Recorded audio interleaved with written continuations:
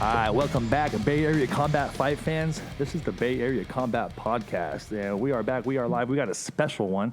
I always say that every episode. I say it's a special one because it is. This one's extra special because we're going to do our first exhibition. We installed a little competition area here at the studio. We want to utilize it more. You know, with the COVID and everything, it's kind of been hard to do that, but we're doing it. Again, we're in the Suncoast Awning studio, our big sponsor, Suncoast Awning, taking care of all of your shade needs. We have a shop in Santa Cruz, a shop in Martinez. We've got Tom, Bass Davis on the ones and twos, holding us down. Really appreciate Tom. And then we got two of my buddies. I brought them in here to show you guys what they're made of a little bit, you know, but a friendly exhibition just because, you know, we're trying to break in this competition area. We don't want to break it. Okay, so I brought Steven Tandoi, the Conqueror. What up? Anibal Gordo, homie of mine. What up? How you guys? How are you doing today, Steven? Good, man. We drove all the way from Santa Cruz, hang out in the rain. We got good grappling weather, so. Yeah, it's gonna be a good one. Anibal, how was your drive, man? Not bad. A little wet, but you know, we made it. Yep. I appreciate you guys coming today, man. I really do. And did you guys watch those UFC fights last night? Yeah, we watched them. You watched them? Yeah. Did you watch them? Nah. What were you doing? I was fishing last night, so I was just in the middle of cleaning the boat and just it's a whole thing. Guys fishing in the dark, huh? I'm actually happy Anibal didn't watch him because every time he does get the pay-per-view, he fucking blacks out like halfway through the fucking main card. Falls asleep. So this fool would have been fucked. He would have been fucked up, dog, if he'd seen the fights. He wouldn't have seen the main event if he got him. He wouldn't. Yeah. He would How'd you not. like that main event? Hey, Figueiredo was. I was impressed, man. I really enjoyed that fight for a weight class that they were talking about getting rid of. You know, I thought that was like the sickest fight I've seen in a long time. How did you like that main event? Moreno was sick. Figueiredo was. Yeah, it was a good fight. I think it was probably one of the best fights that I've seen this year as far as just nonstop action. It went back and forth. Figueiredo took, I think, round 2 off. It seemed like, you know, he definitely like was, you know, he was out explosive starting off the fight, kind of slowed down a little bit, turned it up the third round. That dick kick was terrible. It was bad dick kick, but so you would have taken a point for that one? I'm just glad it turned out how it did. Like, Figueiredo won the fight. Everyone kind of agreed he won the fight. He kept the belt. Yeah. You know, it didn't actually turn up to be like a big deal and fucking end it for him. So. Yeah. It would have sucked, yeah, if we all knew he won the fight. If he lost the belt because of that, I would have been kind of bummed. Yeah, that would have been upsetting. Yeah, because of that foul. Because I think it was accidental, you know. I mean, it was bad, but I think his knee was higher than, like, he brought his knee up high, but then the foot kind of just dragged going for the belly. The cup, like, got in the way. In my opinion, the cup, like, got in the way. Yeah, I think you need to have more control in that, though. That's you know, right. Like, I guess, that's what I was saying is you can't be throwing dick kicks. You know, it's just stupid, especially a hard one. Like, you know, when you get someone right in the dick and they're on the ground just wheezing and you're just like, oh fuck, like I just kicked below the belt. Like that's like the ultimate. Like you're too big for me. I need to kick you in the dick or something, right? Like, yeah, no, I feel you. You know, you're right. He had just fought 3 weeks previous, so it's 2 weight cuts. Sick. And apparently, I read today on MMA Mania that he was actually hospitalized Friday night because of the weight cut before that performance on Saturday. So they gave him an IV. Hey, They must have, dude. You think? Yeah, I mean, that's against the rules. I didn't even think of that. I mean, the hospital probably had to have, like legally, they had to give him an IV, maybe. I wonder if you get an exemption if it's the hospital. If you get forced to. Yeah. I think, again, on that fight, though, I think Moreno could have won that last round, though. I still think that if Figueiredo got, I think, 5 more punches than him in that last round and ended on the takedown, but Moreno was getting all those takedowns leading up to that. I thought it could have easily gone the other way, but... Dude, I think Dana's going to run that one back. He's got to. Has to. I think he's going to run it back immediately. Oh, yeah. Tony Ferguson 3 weeks, fucking... 3 weeks. Tony Ferguson's arm got fucking kind of bashed. So, Andy, well, let me ask you this, man. He got put in an arm bar. He didn't tap. And I know his arm fucking broke or something tore, you know. But Tony Ferguson. But the fight went on 2 more rounds, you know. So, when you're trying to submit somebody, do you go to break joints, or do you think chokes are like more effective to like finishing the opponent? I mean, I would say that a choke is definitely more effective, just because some people are double jointed and they can take that kind of bend. You know, I've seen it, so it's like common now that Yeah. people will just keep their fucking shit, you know. But it's hard yeah, to. it's hard. It's hard. Sometimes I let go of people's arm bars just because I don't want to break their arm because I feel like I'm hyperextending it too much sometimes, and you know, it's like we're practicing, right? So it's like I'm Dude, not trying to- Big Al, he broke his fucking leg in Bellator, and then he got another Bellator fight. The dude broke his fucking arm, but Big Al didn't tap. But the dude was so disgusted from breaking Big Al's arm that he didn't want to continue I gotta see that. I forgot. because he fucking mangled his arm, and then he gave up. He broke the dude's arm and then quit because he didn't want to go no more. So Big Al with the broken arm Won the fight. was the winner. Wow.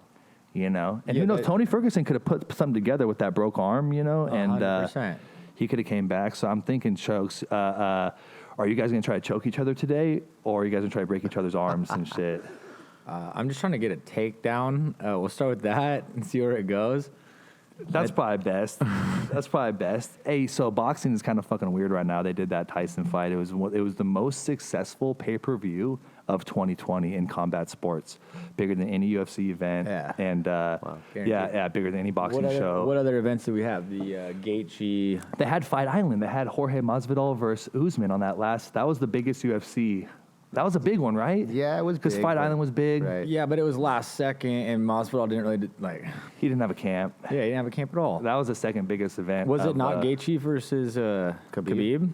Fuck, you know what? That might have been actually. I would think so, just because of all of Russia. But I don't know if Russia does pay-per-view anyways, huh? I think they do. I know, but you were telling me Britain doesn't do pay-per-view? They don't do pay-per-view. They're over it. They never must be invented free, bitch. pay-per-view in That's crazy. Britain. That is fucking crazy. So you guys want to see Tyson fight again?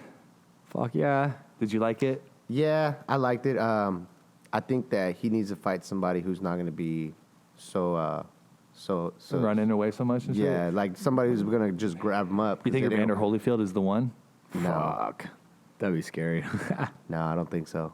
No. I think Holyfield's a little bit too old. You think so? Mm-hmm. Oh, yeah. is he? I think he's a little bit more. He's a lot stiffer than fucking Tyson. Yeah, it For has sure. to be, right? Yeah, Tyson was looking really good, Yeah, he's though. looking really good.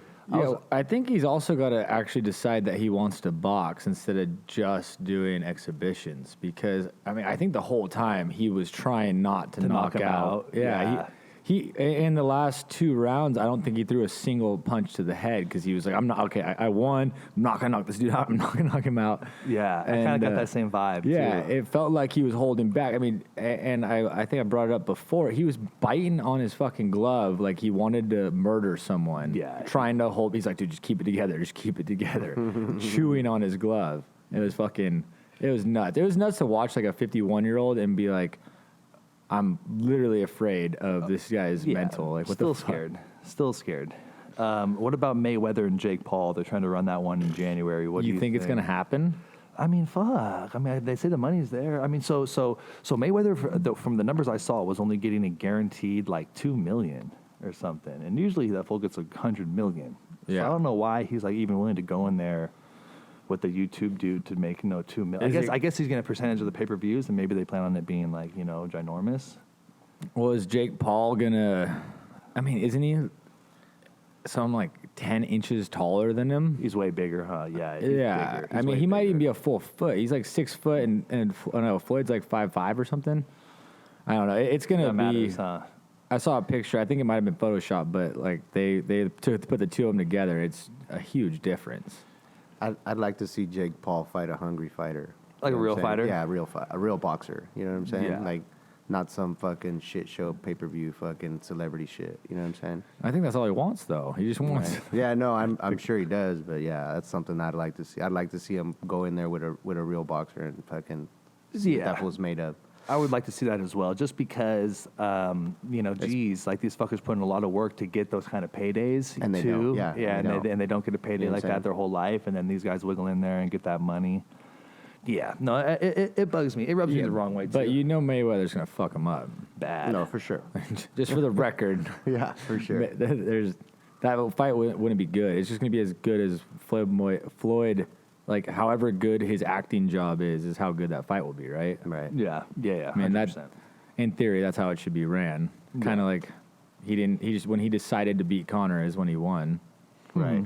But Floyd would just be like, "Oh, I'm going to beat him in the 5th. Everyone bet on that, and let's make billions there." Maybe I don't know. On the but do you remember when he did the exhibition against Takashi for Risen, and then he just like finished didn't this see dude that. in the first round, vicious. When was this? After Conor? After Conor, it was like No, the I didn't last. see It was like the that. last thing that he's done. It was an exhibition. This guy was a kickboxer. Floyd was actually bigger than this guy. He was a kickboxer. Did a boxing exhibition, and Floyd just like dropped this fool 3 times in the first round and just finished him in the first round. I was just like, damn. But, let's change sides a little bit. I kind of want to talk about your guys' style and, what you guys bring to the table. I also kind of want to get in your head a little bit about, what goes into your strategy for opponents and if you utilize your skill sets. I know in MMA, if the guy's like a really good striker, then you might try to grapple him. If the guy's like a really good grappler, then you might try to just strike with him. But you guys are just grappling, so obviously I feel like you have to just use your grappling, Anibal, who's your coach and what kind of style would you say your grappling is? I train under Raul Quintero out of Jiu-Jitsu Therapy in Watsonville, and I would say that my style is more of I like to stay on top more, do that top pressure game, or like pressure kind of game where either I'm trying to pass by utilizing some sort of pressure move. Like, how are you getting them down? Are you wrestling heavy, or are you like trying to sweep dudes from your back, or where are you at? sometimes I let it depends on who it is, and usually this all goes down in practice and class, so I know most of my guys that I train with and roll with, so I know their style. So depending on who it is, I'll try to wrestle them, just try to take top mount, like from a takedown or something like that. Mm-hmm. Or if it's somebody heavier than me, I might pull them into guard and then try to go work something from there. Yeah. So it's a Brazilian Jiu-Jitsu academy, though, correct? Yeah. All right, good. Tandoi, who's your coach, and what is the primary style that you guys work over there? Yeah, my coach, Seth Pringle, it's kind of that Japanese shoot wrestling style. We go basically just for control, opening up for a moment, but we definitely like to ground and pound. So we're not really just holding control. We're definitely trying to utilize hand position and head position to try to get one arm free so we can still throw strikes, because no one wants to see just control. There's some submissions, you're always going to go for an arm triangle or an arm bar or kind of rear naked choke, but even the arm bar and the rear naked choke a lot of times aren't even really worth my time. I'd rather be throwing haymakers from the top and dropping bombs, because like you saw last night with Ferguson, you can do an arm bar and it could not even work. Yeah, even when it works, it could just not work. So, and then also a lot of times you throw an arm bar and you end up on bottom. So why give away your position to attempt to get something that your success rate is probably like 5%. So it's just a giant risk. So yeah, I like to minimize risks every chance I get. I like that, man. I always like to secure positions. I like to, if I'm going to do a submission from mount, like people are throwing arm bar, I like to just do an arm triangle, or what I'm saying. I try to do a submission where I can stay in the dominant position. I don't even like to go to side to finish an arm triangle unless I know I'm about to finish it, because mount for MMA is just such a dominant position. Right. Your style translates well to MMA. Yeah, my style is. I don't even have a white belt. We went over this. I've never done gi wrestling or gi jiu-jitsu, so my style is 100% no gi fighting, trying to control. Definitely, but like you said, the arm triangle is good too, because you do an arm triangle attempt, usually what's going to happen is they're going to roll over and give you at least some sort of like rear naked choke hold, or this sort of side saddle position. So I like that move. I'll like Americanas and Kimuras from the mount too. You know what I'm saying? Anything where I can just isolate, but stay heavy on the hips, stay in mount. Yeah, stay in mount. I like that, man. I do. Your style, Anibal, you're going to be making your MMA debut on our show. How do you feel like your Brazilian Jiu-Jitsu style translates to MMA? What are you going to try to do with your grappling style in MMA? I feel it'll help me in the takedown, like trying to secure position for takedowns and get to mount and stuff like that. Just because of the way that I like to grapple and stuff. Mm-hmm. So I feel like it would be beneficial, but I also like to strike too. So it's not like I'm gonna lean one way or the other. It's just whatever presents itself to me, I'm gonna try to go for. Nice. Hearing a little bit about Tandoi's grappling style, what do you think? What kind of weapons would you use against someone with his type of style? More like a catch wrestling, not so much of a Brazilian Jiu-Jitsu style. Well, I mean, the most effective way on in that particular style would be just having a good sprawl and being able to work from there. Having some, You going front headlock? Or are you trying to do like what's it called, like an Anaconda Choke? You trying to like lock up that front choke, or like it's all varies on what presents itself. What he does, to me. Yeah, it all varies on how you can stuff the takedown and what side you can get to first, or if that like to take the back or to go for like a guillotine or something like that, or whatever. Like I said, whatever presents itself to you in that situation, in that present situation. Nice. Tandoi, what do you like to do against jiu-jitsu guys? I'm sure you've gone against a lot of jiu-jitsu guys. Very different than, I would say, the style that you guys implement. I've seen your guys' drills, and jiu-jitsu drills I feel like are different at times. You guys do a lot of similar drills, with your hip escapes and all your stuff. But what do you like to do against jiu-jitsu guys?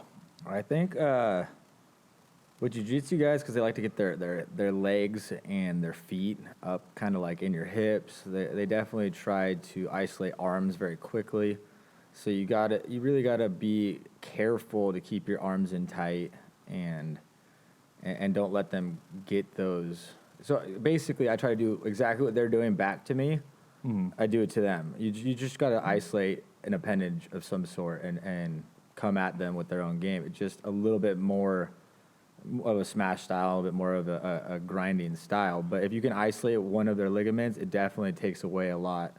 That, and then, I mean, a lot of it's just the hip game. The ground game and jiu-jitsu, what they have in common, no matter what style you have, is it's all how your hips interact with the ground movement. You have to have your hips engaged and involved. As soon as you start getting flattened and you're not using your hips or doing anything, that's when you lose. So as long as you stay engaged and stay active and try to start isolating some sort of body part, you're gonna keep moving forward, and eventually you'll get to a scramble and get into another position, depending on if you're on offense or defense. So the number one thing is never get on your back. If you really want to win any fight, just never, like, whether they're jiu-jitsu or kind of a wrestler, as soon as someone gets on your back, it's just a lot of time and a lot of energy. Even me, who I feel very confident on the ground, sometimes I let people get me on my back, and I'm just like, why the fuck did I do this? Yeah. I have to work so much harder to make this not happen. If you just never let it happen, you don't have to really worry about it. So never let yourself get at that disadvantage is my key to being on the ground. Yeah, it's fair to say that both you guys will probably be going for more of like a top position, dominant grappling scenario, and it's common, in MMA. Like, you want to be on top. I want to be on top. I do not want to be on bottom at all. Grappling's kind of weird though as far as matchmaking, because looking at you guys are different sizes. You guys aren't in the same weight classes, about one weight class apart. So it's not far off. But Tandoi's a little bit bigger than my dude Anibal, but that's fine.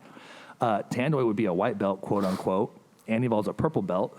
So in theory, that would look like a mismatch, But then Tandoi is a undefeated professional fighter, and then Anibal is getting ready to make his amateur MMA debut. So when you look at it that way, it looks like a mismatch. You know what I'm saying? So grappling's weird. Tandoi a little bigger pro fighter, but then Anibal does have that purple belt. So I feel like you guys will both have challenges that you present one another. We're doing the exhibition, so luckily we're gonna have an opportunity to see them continue their skills after there is a submission or not a submission. I think we're gonna go 7 minutes. We're gonna go 7-minute match, you know what I'm saying? And It's just going to be it's going to be a 7-minute roll is what it's going to be, you know? Have you guys rolled previously? A couple times, nothing like no official, but just practice, you know, Yeah. after class and stuff. Yeah. I've rolled with Anibal a couple times. Usually it's like after I just went like 5 or 6 people. He went with 5 or 6 people. So, Yeah. but yeah, it's gonna be fun because you know it's Sunday. It's supposed to be like my recovery day. We're just gonna have a nice little fun exhibition. We'll definitely, you know, keep it moving, keep it active, and just try to have some fun with it. That's my plan. So Yeah. No, I'm excited to see both you guys. I've watched both you guys train, compete. You know, it's funny.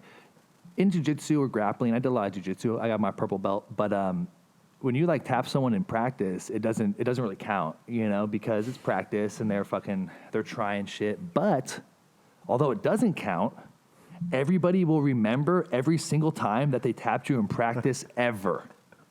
Every time, ever. So although it doesn't count, quote unquote, it kind of counts, you know, practice kind of counts. I got to the point where I wanted the shit to fucking count. So I would tell people, hey, this is going to be a simulation match. This is going to be a simulation match. I've done that with you. Yeah. Anibal, Oh, yeah, for sure. Probably, you know, many times. For sure. Because now, now we're going to count this shit. You feel me? But this one's not going to count. You know, this one's not going to count. It's not going to count at all. Eventually, we're going to bring in people to compete, you know, but we're going to fill out, you know, the COVID, everything going on with COVID, and we just want to make sure everyone's safe. And these guys are already trained together, so we're not like, you know, causing no crazy overexposure or whatnot, you know, and we're going to try to keep it that way for these first couple. But Tandoi, I want to ask you, you know, what you plan on doing in this exhibition, you know, what techniques you plan on utilizing, and I wanted to ask you if you feel comfortable talking about what techniques you plan on utilizing, you know, with your opponent right here.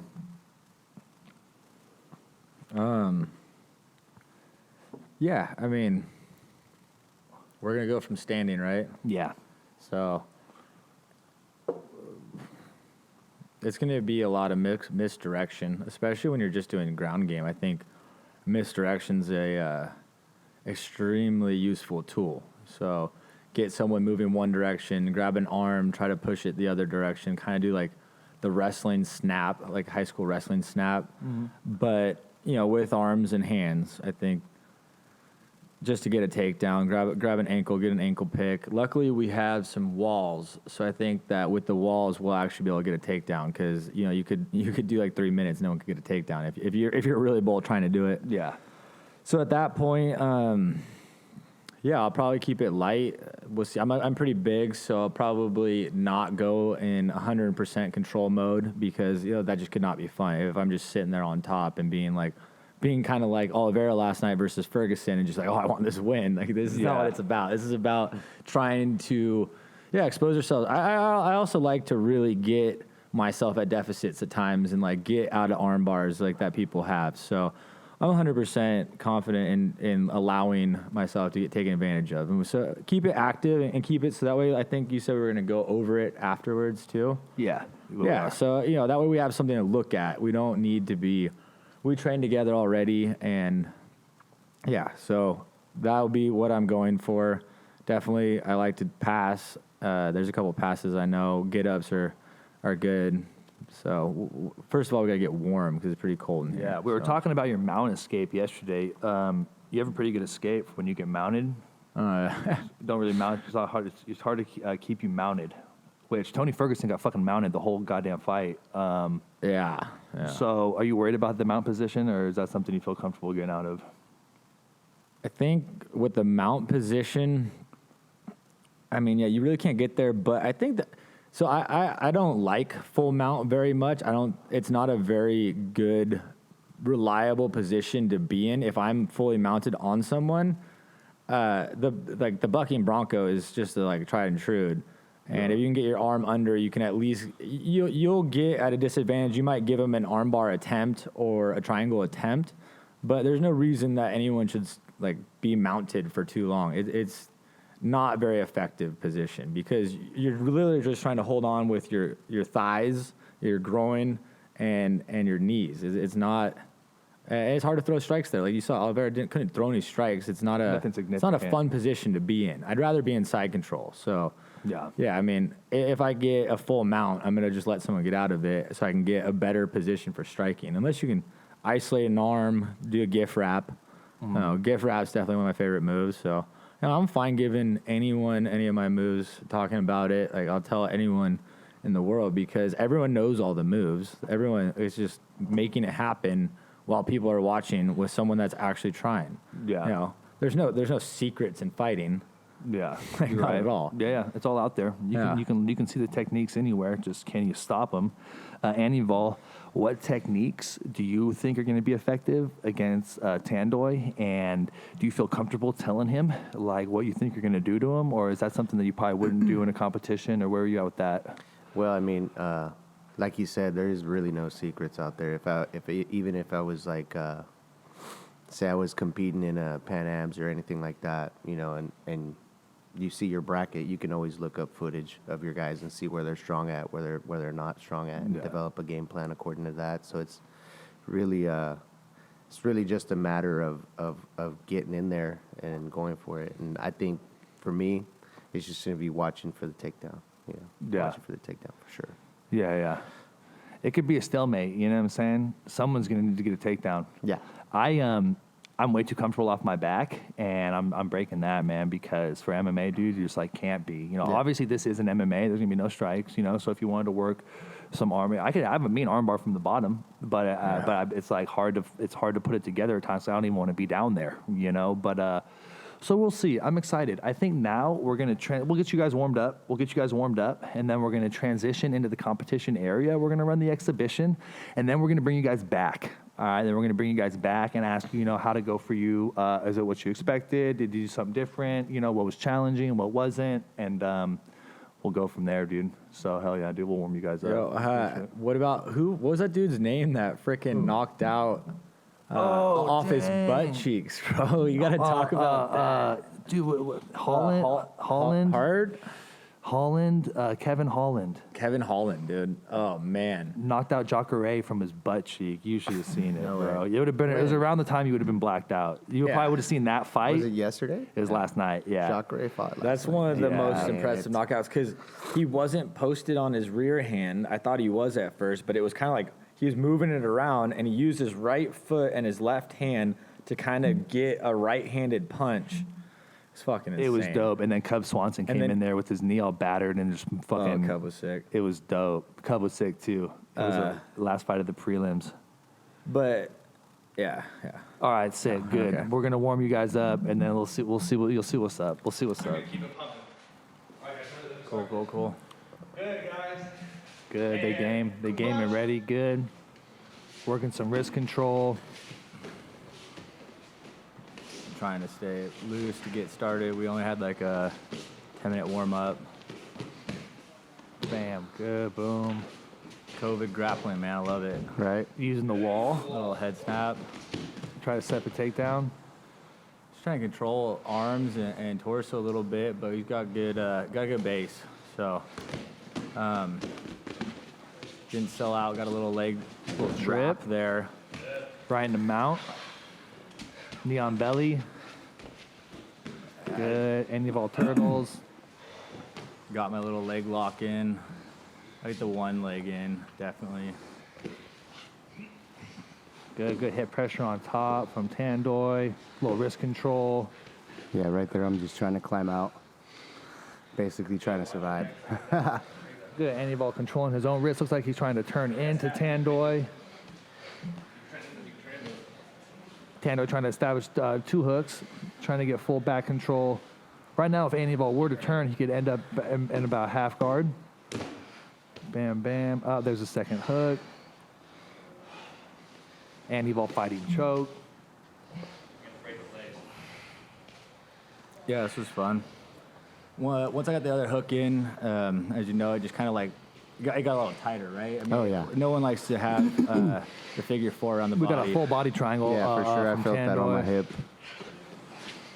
just working the head. At this point, once I got the other leg in, I kind of realized that I had a lot more control and was able to just kind of work. Gotta go. Loses the figure four. Anibal's trying to turn the corner.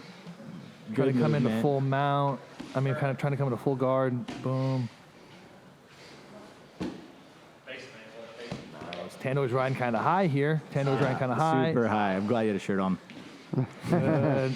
He recovers here. Boom, boom. Oh, transitions to full mount. I thought I was going to get that triangle, but Anibal does not like to be on his back. Anibal turtles well. He does not like being on his back.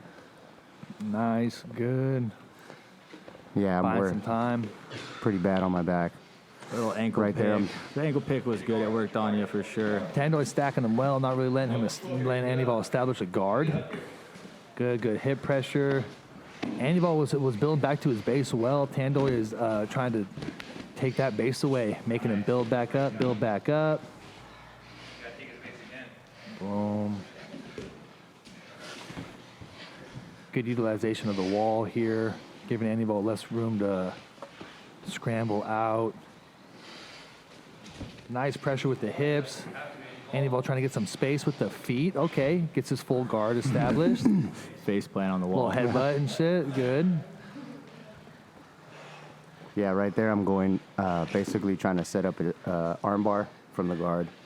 Good. Trying to trying isolate that arm. Yeah, isolate that arm, push Tando it kind over. of feels him isolating it. This gets is a wise tough to one. it. This position's weird for me because once you lock the feet, there's not much to do other than throw elbows and. Ooh, going for the arm drag.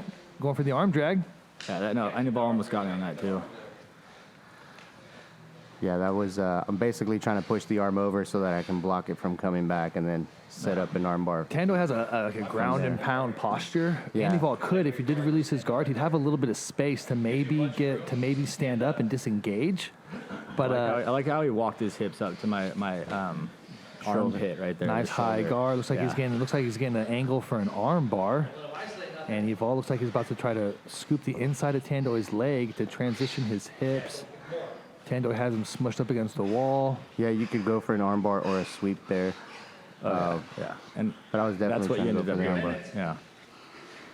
Tando's keeping good pressure. I think he's aware that Anibal's trying to isolate this arm. Yeah, I was keeping his arm, like I said. If you have an arm, it's almost impossible to get any. Okay, real well, shot. he trying. Oh, okay, the arm's on the side. Oh, all right, It's that's on the inside. Yeah, Yeah, okay. Yeah, it was on the wrong side. You need to get it across the It was head. good. It was good. It was good pressure by Tandoi to wiggle that arm out. No, it was deep though.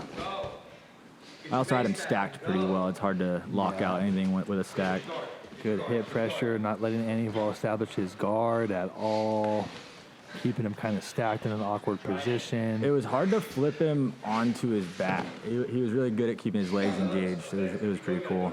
To pass guard and get the side control. Damn. They were fighting choke. Tando has two hooks in, full back control.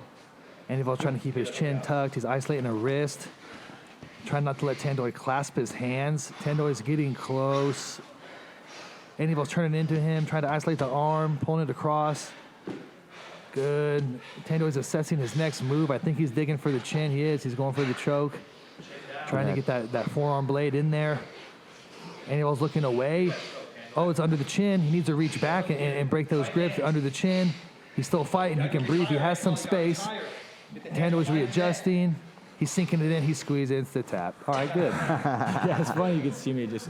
Oh, it's time to squeeze. Yeah, good. Well, Well, all yeah. the little micro. You don't want to movements. overexert yourself there. That was good on both ends there. You know what I'm saying?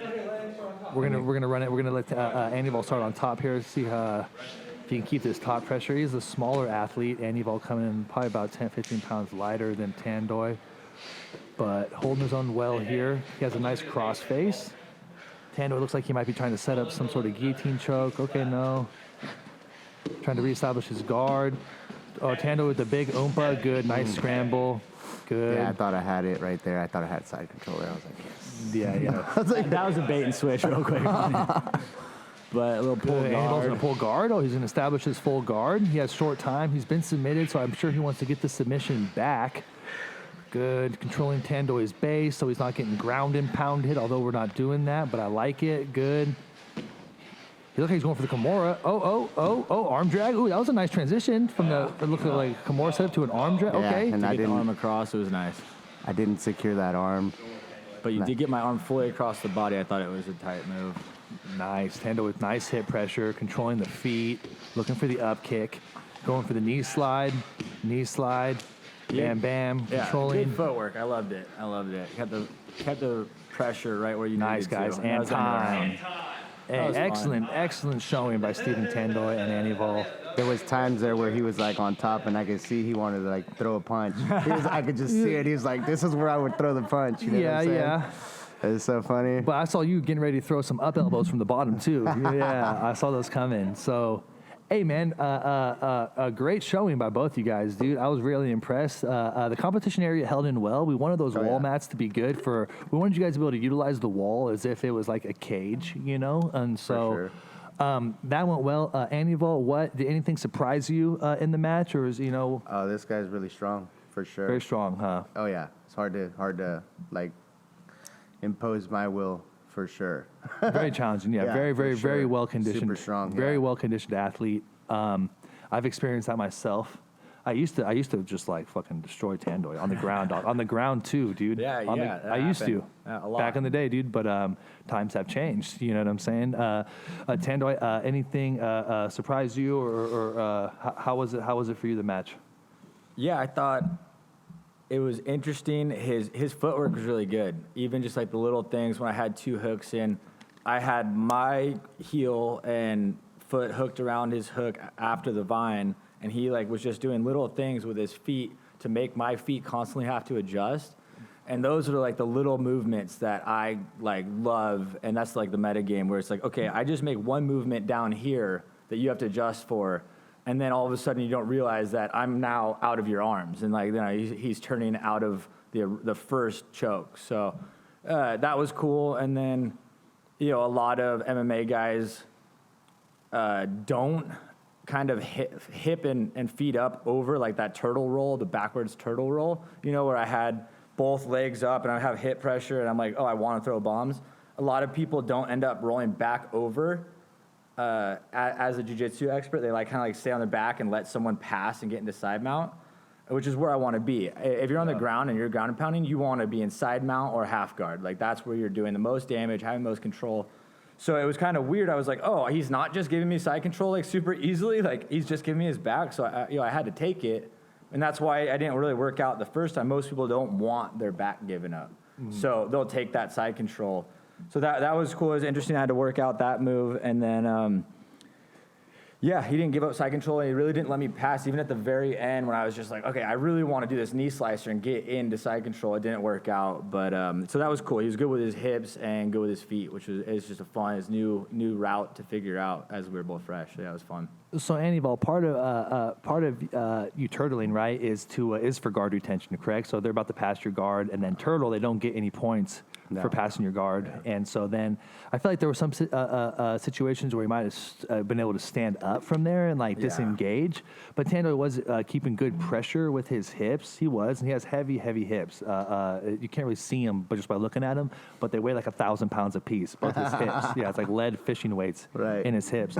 But so I noticed when you were turtling, I don't know if you're doing this on purpose or not, but you had your forehead like right in the mat. The only targets that were presented for strikes would be the back of your head, which would be illegal strikes. So I did notice how, Tandoi, did you notice that there wasn't really, when he was turtling, that he wasn't really presenting like any ground and pound strikes? Was that something you noticed, or?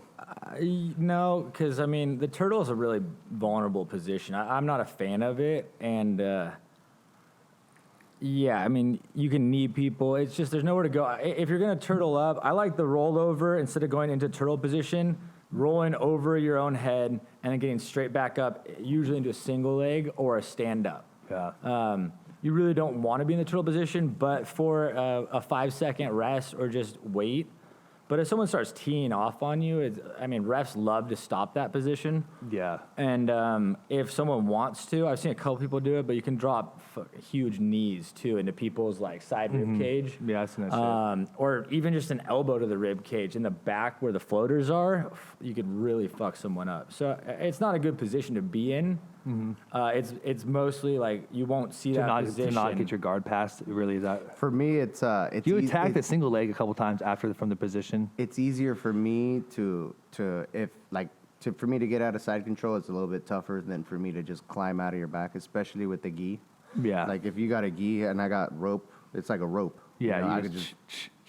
I've seen you trapping his arm. Were you trying to get his arm over your head? I was trying to climb out. I was Okay. basically what I do is I usually do I go wrist and then bicep and then I lock up the bicep and then I try to pull myself into like half guard and shit. Yeah. That's usually with my the gi. game plan. Yeah. Yeah, and then even without a gi, this grip right here is pretty strong. and up here, that's where you can actually gain pressure because people can move their wrists really easily to get out of things, but once you get locked up around here, like in the clinch, in the like my takedown too is especially I just got the underhook and then hooked his heel with my outside leg. But yeah, once you get up in this area, in the torso area, you're taking their balance away. Right. So Yeah. that's how you get the reversal you got. Yeah, man. I was stoked off that match with you guys. We broke in the competition area very nicely. Kept it nice and fun. Yeah, dude, that was cool. No one headbutted each other, slapped each other in the face, too vicious, which is nice. I would have been slapping each other, guys, trying to piss you off, trying to make you overexert yourself. So the round was, the match was 7 minutes. That's a purple belt. That's a generic purple belt time for a match. How'd it feel, Tandoi? Was it long? You usually do 5-minute rounds. Oh, the 7 minutes was fine. It was just, not being at the peak of a fight camp. And Yeah. 7 minutes are good. I can go all day. So it was no problem. I like the 7-minute rounds, to be honest. I love the 7-minute rounds. Give me a 15-minute round in UFC. I'd be fucking excited because why do you get a break in the middle of a fight? I've never understood that. But so it makes you really plan out. You can't just send it. Like even that rear naked choke, I was like, I'm not gonna send this thing and get gassed and look bad. Yeah. So it keeps you honest having a 7-minute round. I love it. How'd that feel for you, Annie, of all the 7 minutes? Felt good, It's we sometimes do no time matches where they go 7-10 minutes. Yeah. I used to grapple with this one blue belt back before like when I first started. We used to go a half hour. Talking about who was it? Shane Torres? Who was it? No, it was remember Daniel? He was in the military. He's a blue belt. Yeah, remember him? Yeah. He used to love that. He used to run open mat. He used to me, him, and Skyler. Yeah. We used to do just like nonstop until basically once you go past like 7-10 minutes, it becomes more technical and less squirrely. You know what I'm saying? Yeah, that makes sense. So you're technically thinking about how to stop this dude from getting the side control or whatever. And you're not using your strength no more. You're using purely technique. So it makes you focus a lot more. Yeah, No, it I makes like you that. honest for sure. When Tandoi locked in that rear naked choke, it was right around the 5-minute mark. Were you feeling fatigued at that point, or how were you? A little bit, but it was he's really strong, so it was hard for me to break that, like pull that arm off. It wasn't going anywhere. And his hand, he actually had hidden his other hand like behind. Watching it back on film, he had hidden his hand that you wanted to attack like fucking deep behind your head. It was almost like up in your hair, He like hid it in your hair. Did you purposely try to hide that shit? I waited, got it in there right behind all the hair. Yeah. Well, dude, I kept eating his hair, so I was like, I gotta get back. You gotta use it. Yeah, I tried to choke. I wasn't even gonna choke him out, and then I was like, this fucking hair in my mouth. Like, I tried to choke him with his hair and shit. Dude. I've never choked anybody with his hair, but I had a buddy, Devin. If you're watching, Devin, you remember when I choked you with your fucking hair? Yeah, I remember that shit, dog. He shaved his head the next day. No. Oh yeah, that's right. My buddy and shit. Oh man. Hey, Tando, any sponsors or anyone helping you, grind it out and stay competition ready? Hey, you guys, I gave these guys like 3 days notice to do this, like 3 days. Not even. You asked me if I would. I said I would. You're all, let me get back to you. And then last night, he's all right, we're going at 8:30. I'm all right. And I put my beer down. I was like, all right, fuck, dog. Fucking shit. I have 5 beers deep and an edible. And I'm like, oh, fuck, we're going tomorrow? All right. Dude, that's why I was happy Anibal didn't get the UFC fights, because he would have been ruined. Nah. I know you would. I'd have been all good. Huge shout out to Bay Area Combat because, this is an awesome little facility. We got to hit the walls once or twice, which was cool. Just being able to push them up against the wall, because it's a whole different aspect. So that was fun having people take film of you, just getting out there and being, vulnerable out here doing what we love doing. I mean, it is a weird feeling like, oh, okay, I'm going to show people what I'm doing, try not to look too good or too bad. Yeah. But so Bay Area Combat, letting us come out here, have fun, talk fights, just, it keeps me sane. The training keeps sane. Raul at Jiu-Jitsu Therapy, where he trains at, letting us use his mats. I mean, all these things are just a lifesaver in what we're going through in life, and I don't know what else I do in my time. So those guys, Coach Seth, Nighthawk for just being a champion coming in. Yes. Even though I didn't want to come in here, but I tried to get Nighthawk. You and Nighthawk, yeah. He didn't want to do it, huh? I mean, maybe he will, Or he's but probably yeah. busy. I think he had to work today. He had to work. Yeah, he's Nighthawk. busy. I know he would have done it. You had to work. Yeah, I know yeah. he would have done it. I think he was He's good going to. competition. No, Yeah, dude. he's good competition. I think for he's sure. been banging all night. I think that's why he's all banged That's out. what it is, huh? Yeah, Yeah. he's been banging those energy drinks. He ain't got no girlfriend. He's ain't gonna get none. He just likes energy drinks, guys. Yeah, dude. You filthy motherfuckers. Any sponsors for you? Any of all, any help to get here? I don't have no sponsors right now, but I'd really like to thank, Suncoast Awnings for letting us put this together, because, we haven't been able, I was getting ready for Pan Ams and the shit just shut down cold turkey, and it's been no competition. It's been a real bummer. So, like, being able to do this is big. And also to Raul Quintero keeping the gym open, Raul. giving us that chance to, really train and stay sharp. So, I'd really like to give a shout out to Raul Quintero Jiu-Jitsu Therapy as well, 'cause and you, if No, it hell wasn't yeah. for you, man, I would never be doing any of this stuff. So, We're doing it. Yeah. Yeah. So- I'd be forcing Anibal to fight and shit. No, but good. You know what I'm saying? Yeah. Hey, of course, thank you, Raul. Thank you and Raul for the fishing boat, because they've been bringing in crab. And so that, yeah. Thank you guys for that. You know what I'm saying? Suncoast Awning, our big sponsor. We loved the Suncoast Awning studio today. We really broke it in nice with you guys. We have a shop in Santa Cruz, a shop in Martinez for all your shade needs. Suncoast Awning is going to keep you shaded.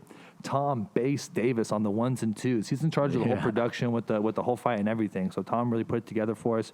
Really appreciate you. Maria's here. Maria, thank you. Ambrosia, thank you guys. They came to support Anibal. Really appreciate you. Anibal Gordo, Stephen Tandoi, Daniel Compton, your host. Thank you guys so much, Thanks, dude. Deb. Oh, Shout Deborah Farolito, the owner. Yes, thanks, The Deborah. mastermind behind the whole shebang, Yeah, dude. Thank you, awesome. Deborah. For Thank you guys lunch. so much. And hell yeah, guys. Yeah, Thank good you, work. man.